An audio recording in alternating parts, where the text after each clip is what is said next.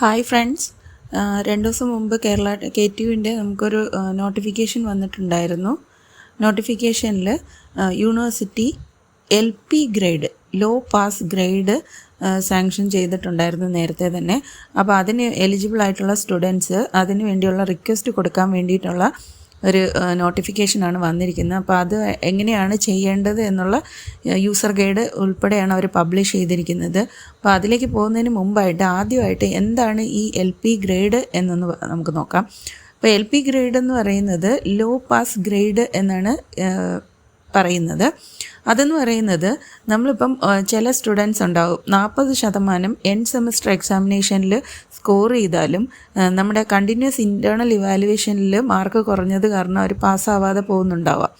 അതായത് KTUവിൻ്റെ റൂൾ അനുസരിച്ച് നമ്മുടെ എൻഡ് സെമസ്റ്റർ എക്സാമിന് തിയറി എക്സാമിന് 40% സ്കോർ ചെയ്യാൻ വേണം. അതോടൊപ്പം തന്നെ നമ്മുടെ ഇൻറ്റേർണൽ മാർക്കും എക്സ്റ്റേണൽ മാർക്കും എൻഡ് സെമസ്റ്റർ എക്സാമിനേഷൻ മാർക്കും തമ്മിൽ ചേർക്കുമ്പോൾ 50% ഉണ്ടാവുകയും വേണം. എങ്കിൽ മാത്രമേ ഒരു പാസ് ഉണ്ടാവത്തുള്ളൂ ആ ഒരു സബ്ജക്റ്റിന് വേണ്ടിയിട്ട്, അല്ലേ?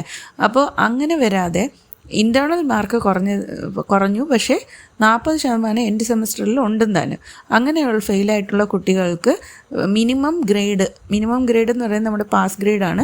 ആ ലോ പാസ് ഗ്രേഡ് അവൈൽ ചെയ്യാൻ വേണ്ടിയിട്ടുള്ള ഒരു ഓർഡറാണ് വന്നിരുന്നത്. അപ്പോൾ ഇത് ഈ വർഷം ജനുവരിയിൽ ഇറങ്ങിയ ഒരു ഓർഡറാണിത്. അപ്പോൾ ഇതിൽ പറയുന്നുണ്ട് എൻഡ് സെമസ്റ്റർ എക്സാമിനേഷനിൽ 40% മാർക്ക് നേടിയ കുട്ടികൾക്ക് അതിൽ കണ്ടിന്യൂസ് ഇൻറ്റേർണൽ അസസ്മെൻറ്റ് മാർക്സ് കുറഞ്ഞതുകൊണ്ട് ഫെയിലായിട്ടുണ്ട് എങ്കിൽ അവർക്ക് ഈ പറയുന്ന ലോ പാസ് ഗ്രേഡിന് വേണ്ടി അപ്ലൈ ചെയ്യാം എന്നാണ് പറയുന്നത്. അപ്പോൾ അങ്ങനെ ഗ്രേഡ് പോയിൻ്റ് അസൈൻ ചെയ്യുന്നത്, ലോ പാസ് ഗ്രേഡ് എന്ന് പറയുന്ന അസൈൻ ചെയ്യുന്നത് 4 ആണ് ഗ്രേഡായിട്ട് വരുന്നത്. അതായത് ജസ്റ്റ് പാസ്സാണ് വരുന്നത്. അപ്പോൾ അതിന് കറസ്പോണ്ടിങ് ആയിട്ടുള്ള SGPA വരുമ്പോഴത്തേനും 4 ആണ് വരുന്നത്. ആ ഒരു പെർട്ടിക്കുലർ സബ്ജക്റ്റിന് 4 ആയിരിക്കും വരിക. The maximum number of subjects for which a low pass grade can be awarded is capped at 10 for the entire duration of the course. ഇത് പ്രത്യേകം ശ്രദ്ധിക്കുക. അപ്പം ലോ പാസ് ഗ്രേഡ് കിട്ടാനായിട്ട് നമുക്ക് ഒരുപാട് സബ്ജക്റ്റുകൾക്ക് കിട്ടത്തില്ല. നമ്മുടെ ഈ കോഴ്സ് കംപ്ലീറ്റ് ആയിട്ട് നോക്കുമ്പോഴത്തേനും 10 സബ്ജക്ട്സിന് വരെ മാക്സിമം നമുക്ക് ലോ പാസ് ഗ്രേഡ് കിട്ടാൻ വേണ്ടി അപ്ലൈ ചെയ്യാം. Students who secure a low pass grade will be provided with 1 opportunity to enhance their grade in the immediate subsequent chance. Okay, അപ്പോൾ ഈ അഥവാ നമുക്ക് ലോ പാസ് ഗ്രേഡ് ആദ്യം നമ്മൾ ഒന്ന് അവൈൽ ചെയ്തെങ്കിലും തൊട്ടടുത്ത ഇതിൽ സബ്സിക്വൻറ്റ് ചാൻസിൽ നമുക്ക് വേണമെങ്കിൽ അത് എൻഹാൻസ് ചെയ്യാനുള്ള പ്രൊവിഷനും കൂടി ഉണ്ട്. ഇപ്പോൾ ഇപ്പം കറൻ്റ്ലി പെർസീവിംഗ് ആയിട്ടുള്ള സ്റ്റുഡൻസ് ഈ ഒരു BTech 2015 സ്കീമിനും BTech 2019 സ്കീമിനും ഇത് ആപ്ലിക്കബിളാണ്. അതുപോലെ തന്നെ പാർട്ട് ടൈം 2016 സ്കീമിനും 2020 സ്കീമിനും ഇത് ആപ്ലിക്കബിളാണ്.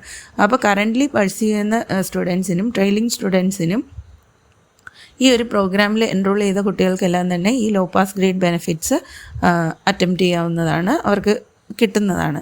ഓക്കെ, സോ അപ്പം അങ്ങനെയുള്ള കുട്ടികൾക്കാണ് ഇത് അപ്ലൈ ചെയ്യാൻ ഉള്ളത്. അപ്പോൾ അതെങ്ങനെയാണ് അപ്ലൈ ചെയ്യേണ്ടത് എന്നുള്ള യൂസർ മാനുവലാണ് ഈ ഇതിൽ കൂടെ അറ്റാച്ച് ചെയ്തിരിക്കുന്നത്. അതിനു മുമ്പായിട്ട് ഈ ഒരു നോട്ടിഫിക്കേഷൻ പറയുന്നതനുസരിച്ച് ഇതിൽ പറയുന്നുണ്ട് 8-ാം തീയതി മുതൽ നമുക്ക് LP ഗ്രേഡിന് വേണ്ടിയിട്ടുള്ള റിക്വസ്റ്റ് നിങ്ങൾക്ക് പോർട്ടലിൽ കൊടുക്കാൻ വേണ്ടി അവൈലബിൾ ആവുമെന്ന് പറയുന്നുണ്ട്. ദെൻ അതിൽ തന്നെ അതിൻ്റെ കറസ്പോണ്ടിങ് ആയിട്ടുള്ള റിസൾട്ട്സ് 20-ാം തീയതി ജൂലൈ 20 മുതൽ ഉള്ള ദിവസങ്ങളിൽ പബ്ലിഷ് ചെയ്യുമെന്നും പറഞ്ഞിട്ടുണ്ട്.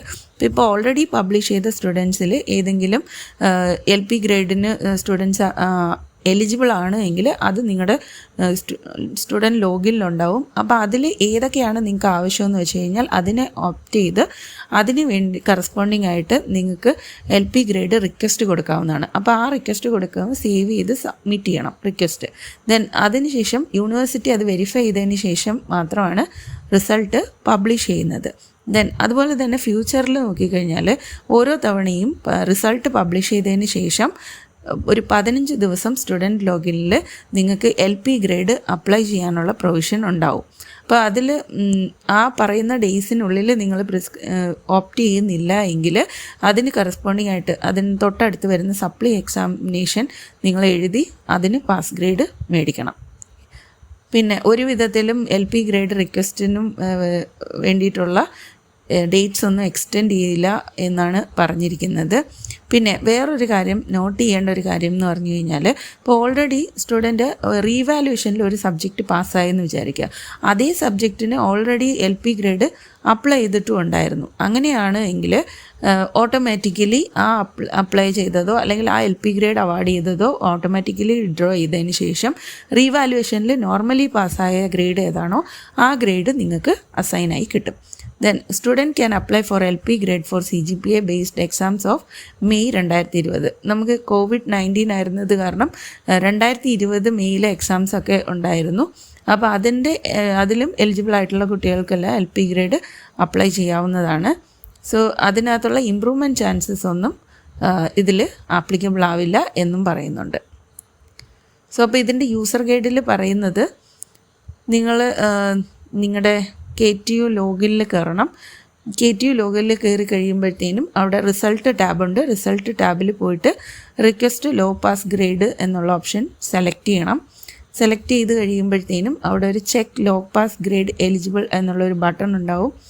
അത് ക്ലിക്ക് ചെയ്യുക. അതിനകത്ത് add low pass grade request page എന്ന് പറഞ്ഞിട്ട് ഒരു പോർഷൻ ഉണ്ടായിരിക്കും. സോ അവിടെ നിങ്ങൾ എലിജിബിൾ ആയിട്ടുള്ള, നിങ്ങൾക്ക് റിക്വസ്റ്റ് ചെയ്യാൻ എലിജിബിൾ ആയിട്ടുള്ള കോഴ്സസ് ലിസ്റ്റ് ചെയ്യും എന്നാണ് പറയുന്നത്. സോ അപ്പം ആ ലിസ്റ്റ് ചെയ്യുന്ന കോഴ്സസിനകത്തുനിന്ന് നിങ്ങൾ ഏതൊക്കെയാണോ കോഴ്സസിന് ലോ പാസ് റിക്വസ്റ്റ് കൊടുക്കാൻ ആഗ്രഹിക്കുന്നത് അത് സെലക്ട് ചെയ്തിട്ട് സേവ് ചെയ്ത് അവസാനം സബ്മിറ്റ് ചെയ്യാനായിട്ടാണ് പറയുന്നത്. അപ്പോൾ ഇതിൽ തന്നെ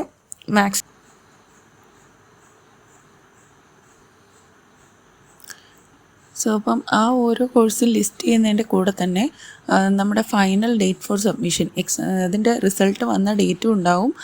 ഇനി ഇതിൻ്റെ സബ്മിഷൻ കൊടുക്കാനുള്ള ഫൈനൽ ഡേറ്റും ഉണ്ടാവും. അപ്പോൾ ആ ഡേറ്റ് കഴിഞ്ഞു പോയാൽ ഡേറ്റ് എക്സ്പയർഡ് എന്ന് പറഞ്ഞായിരിക്കും കാണിക്കുന്നത്. അപ്പോൾ റീവാലുവേഷൻ്റെ റിസൾട്ട് പ്രോസസ്സിങ് നടന്നുകൊണ്ടിരിക്കുകയാണ്, അത് പെൻഡിങ് ആണെങ്കിൽ റീവാലുവേഷൻ റിസൾട്ട് പ്രോസസ്സിങ് പെൻഡിങ് എന്ന് കാണിക്കും. അതുപോലെ തന്നെ റിസൾട്ട് പ്രോസസ്സിങ് പെൻഡിങ് ആണെങ്കിൽ അതും റിസൾട്ട് പ്രോസസ്സിങ് പെൻഡിങ് എന്ന് കാണിക്കും. അതായത് ഒരു കോഴ്സിൻ്റെ റിസൾട്ട് വന്നിട്ടില്ല എങ്കിൽ അത് റിസൾട്ട് പ്രോസസ്സിങ് പെൻഡിങ് എന്ന് പറഞ്ഞായിരിക്കും ആ ഒരു സബ്ജക്റ്റിന് എഗെയിൻസ്റ്റായിട്ട് കാണിക്കുന്നത്. സോ അതാണ് ഇവിടെ ഫിഗറിൽ കാണിച്ചിരിക്കുന്നത്. പിന്നെ നിങ്ങൾ സ്റ്റുഡൻസ് അറ്റ്ലീസ്റ്റ് ഒരു കോഴ്സ് എങ്കിലും സേവിങ് ആൻഡ് സബ്മിഷന് മുമ്പായിട്ട് സെലക്ട് ചെയ്തിരിക്കണം. ലോ പാസ് റിക്വസ്റ്റിന് വേണ്ടി സെലക്ട് ചെയ്തിരിക്കണം, എങ്കിലേ സേവും സബ്മിറ്റും കൊടുക്കാൻ പറ്റത്തുള്ളൂ. സോ അപ്പോൾ അറ്റ്ലീസ്റ്റ് 1 കോഴ്സ് സെലക്ട് ചെയ്തിട്ടുണ്ടോ ഇല്ല എന്നുള്ള ഒരു ഇത് വരും. ദെൻ അത് ഉണ്ട് എങ്കിൽ കൺഫർമേഷൻ ചോദിക്കും. സേവ് ബട്ടൺ ക്ലിക്ക് ചെയ്ത് കഴിയുമ്പോൾ കൺഫർമേഷൻ ചോദിക്കും. അപ്പോൾ ഈ കൺഫർമേഷനിൽ നമ്മൾ എസ് കൊടുക്കുകയാണെങ്കിൽ അതിൻ്റെ ആ ഒരു റിക്വസ്റ്റ് പ്രോസസ്സ് ചെയ്യും. സോ ഇപ്പം അതിന് ശേഷം ബാക്ക് ബട്ടൺ പ്രസ് ചെയ്ത് കഴിഞ്ഞാൽ നമുക്ക് റിക്വസ്റ്റ് ലോ പാസ് ഗ്രേഡ് എന്നുള്ള പേജിലേക്ക് തിരിച്ചു പോകാം. അപ്പോൾ അവിടെ ചെല്ലുമ്പോഴത്തേനും അവിടെ സേവ്ഡ് എന്നായിരിക്കും കിടക്കുന്നത്. നമ്മൾ ഓൾറെഡി സേവ് ആണ് കൊടുത്തിരിക്കുന്നത്, അപ്പോൾ അത് സേവ്ഡ് എന്ന് കാണിക്കും. സോ റിക്വസ്റ്റ് സേവ്ഡ് ആണെന്ന് മനസ്സിലായി. ദെൻ ഈ സേവ്ഡ് ആയിട്ടുള്ള റിക്വസ്റ്റിന് നമുക്ക് വേണമെങ്കിൽ അതിൻ്റെ തൊട്ടടുത്തുള്ള എഡിറ്റ് ബട്ടൺ കൊടുത്തിട്ട് നമുക്ക് അതിലുള്ള ഓപ്ഷൻസ് എഡിറ്റ് ചെയ്യാവുന്നതാണ്.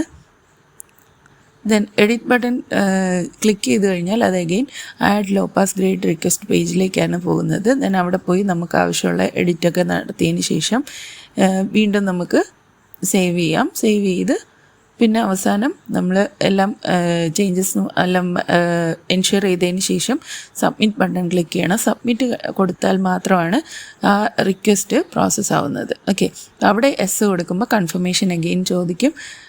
ആ കൺഫർമേഷൻ എസ് കൊടുക്കുമ്പോഴാണ് റിക്വസ്റ്റ് ലോ പാസ് ഗ്രേഡിലേക്ക് റീഡയറക്റ്റ് ചെയ്യുന്നത്. സോ അപ്പം സേവ്ഡ് ആൻഡ് സബ്മിറ്റഡ് റിക്വസ്റ്റ് എല്ലാം തന്നെ നമുക്ക് ആ ഒരു പേജിൽ കാണാനായിട്ട് പറ്റും. അപ്പോൾ ഒരു തവണ ഒരു റിക്വസ്റ്റ് കൊടുത്തു കഴിഞ്ഞാൽ, അതായത് സബ്മിറ്റ് ചെയ്ത് കഴിഞ്ഞാൽ പിന്നെ അതിനകത്ത് നമുക്ക് മോഡിഫിക്കേഷൻസ് ഒന്നും തന്നെ പറ്റത്തില്ല സബ്മിഷന് ശേഷം. അപ്പോൾ സബ്മിറ്റഡ് റിക്വസ്റ്റിനകത്ത് റിസൾട്ട് പ്രോസസ്സിങ് സ്റ്റാറ്റസ് എന്താണെന്നുള്ളത് അവിടെ ഒരു ആക്ഷൻ കോളത്തിൽ കാണിച്ചിരിക്കും. ഇപ്പം ലോ പാസ് റിക്വസ്റ്റ് എലിജിബിൾ കോഴ്സസിൻ്റെ ലിമിറ്റിനേക്കാളും നമ്മൾ കൂടുതൽ കോഴ്സസ് സെലക്ട് ചെയ്തിട്ടുണ്ടെങ്കിൽ അവിടെ ആ ഒരു വാലിഡേഷൻ മെസ്സേജ് നമുക്ക് കാണാൻ പറ്റും. Maximum number of courses availed exceed ആയി എന്ന് പറഞ്ഞിട്ടായിരിക്കും അവിടെ കാണിക്കുന്നത്. അപ്പോൾ നമുക്ക് റിമൈനിങ് എത്ര ഉണ്ടോ അത്രയും നമ്പർ ഓഫ് കോഴ്സസ് മാത്രമേ സെലക്ട് ചെയ്യാൻ പറ്റത്തുള്ളൂ. അപ്പോൾ അതിൽ കൂടുതൽ സെലക്ട് ചെയ്ത് കഴിഞ്ഞാൽ ഈ പറയുന്നത് പോലെയുള്ള വാലിഡേഷൻ മെസ്സേജസ് പ്രിൻ്റ് ചെയ്ത് കാണിക്കും. പിന്നെ ലോ പാസ് ഗ്രേഡ് റിക്വസ്റ്റഡ് കോഴ്സസിന് നമുക്കിവിടെ ലിസ്റ്റ് ചെയ്ത് കാണാൻ പറ്റും. അപ്പം ഒരു തവണ നമ്മൾ റിക്വസ്റ്റ് കൊടുത്തു കഴിഞ്ഞാൽ അത് നമുക്ക് ആ ഇതിനകത്ത് കാണാൻ പറ്റും. പിന്നെ അതുപോലെ തന്നെ സ്റ്റുഡൻറ്റ് ഒരു ലോ പാസ് റിക്വസ്റ്റഡ് കോഴ്സിന് പാസ്സായി കഴിയുകയാണ്, നോർമൽ പാസ് ആയി കഴിയുകയാണെങ്കിൽ ആ ഒരു റിക്വസ്റ്റ് ക്യാൻസലാവും. പിന്നെ ഒരു സബ്മിഷൻ കഴിഞ്ഞതിന് ശേഷം ലോ പാസ് റിക്വസ്റ്റ് സബ്മിറ്റ് ചെയ്തതിന് ശേഷം സ്റ്റുഡൻറ്റ് അതിന് എലിജിബിൾ അല്ല എന്ന് തോന്നുവാണെങ്കിൽ ആ റിക്വസ്റ്റ് ക്യാൻസലാവും. ഒരു തവണ റിക്വസ്റ്റ് ക്യാൻസലായി കഴിഞ്ഞാൽ ആ റിക്വസ്റ്റ് സ്റ്റാറ്റസ് ക്യാൻസൽഡ് എന്ന് പറഞ്ഞായിരിക്കും കാണിക്കുന്നത്. The availed count will be updated by decreasing. അപ്പോൾ നമ്മൾ എത്രയാണ് അവൈൽ ചെയ്തു എന്നുള്ളത് നമ്മൾ ഓരോ റിക്വസ്റ്റ് കൊടുക്കുന്നതിനനുസരിച്ചും കൗണ്ട് ഡിക്രീസ് ചെയ്തുകൊണ്ടേയിരിക്കും. പിന്നെ ഇംപ്രൂവ്മെൻറ്റ് എക്സാംസ് നമ്മൾ എഴുതുന്നുണ്ടെങ്കിൽ for the low pass request course, ഇപ്പോൾ ഇവിടെ when the user submit a low pass request for a course, the upcoming exam അതിന് ഇമ്പ്രൂവ്മെൻറ്റ് എക്സാം വരുന്നുണ്ട് എങ്കിൽ അതിനെക്കുറിച്ചുള്ള ഡീറ്റെയിൽസ് അവിടെ കാണിക്കും. അപ്പോൾ അവിടെ വ്യൂ ഡീറ്റെയിൽസ് കൊടുത്തു കഴിഞ്ഞാൽ അതിൻ്റേതായ ഡീറ്റെയിൽസ് എല്ലാം നമുക്ക് കാണാൻ പറ്റും. അപ്പം അതിന് ഫ്യൂച്ചർ എക്സാംസ് ഓൾറെഡി ഷെഡ്യൂൾഡ് ആണെങ്കിൽ ഷെഡ്യൂൾഡ് എന്ന് പറഞ്ഞ് കാണിക്കും. ഷെഡ്യൂൾഡ് അല്ല എങ്കിൽ ഇതിന് വേണ്ടിയിട്ട് ഇതുവരെ എക്സാംസ് ഷെഡ്യൂൾ ചെയ്തിട്ടില്ല എന്ന് കാണിക്കും. പിന്നെ അതിൽ സ്റ്റുഡൻറ്റ് രജിസ്റ്റർ ചെയ്തിട്ടില്ല എങ്കിൽ ആ ഒരു സബ്ജക്റ്റിന് സ്റ്റുഡൻറ്റ് ആ എക്സാം രജിസ്റ്റർ ചെയ്തിട്ടില്ല എങ്കിൽ student has not yet registered for this exam എന്ന് പറഞ്ഞ് അതും കാണിക്കുന്നുണ്ട്.